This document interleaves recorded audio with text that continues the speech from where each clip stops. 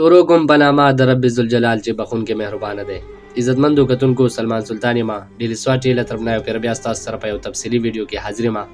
عزتمندو کتونکو، موږ پاکستانیان چې هر کال باندې 23 مارچ مناوو، نو آیا موږ ته پته ده چې 23 مارچ موږ ولې مناوو؟ 23 مارچ نه شاته سراز دی ټول تفصیل د سره په دې ویډیو کې شیر کوم، خو په ویډیو کې د مخکې تلو نه یو ورکه شان گزارش دی چې زموږ دا چینل سبسکرایب کړئ چې تاسو ته مزید داسې ویډیوګانې په ټایم میلاویږي.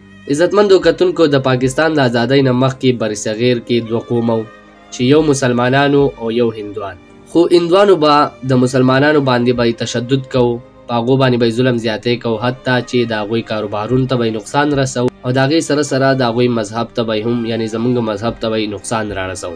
نو د دغې وجې نه مسلمانانو سوچ وکړو چې هندوان او مسلمانان چې دي دا یو جدا جدا قومونه دي، دا په یو ځای باندې نشي اوسېدی.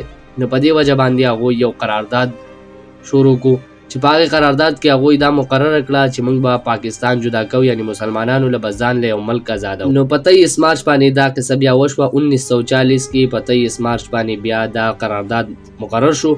د دغې وجې نه موږ اوس 23 مارچ مناوو، ځکه چې زموږ ملک د ازادېدو قرارداد پکې مقرر شوی. نو عزتمندو کتونکو، که ویډیو کې تاسو ته معلومات حاصل شوي نو ویډیو لایک کړئ، چینل سبسکرایب کړئ مزید نوي ویډیوګانو لپاره.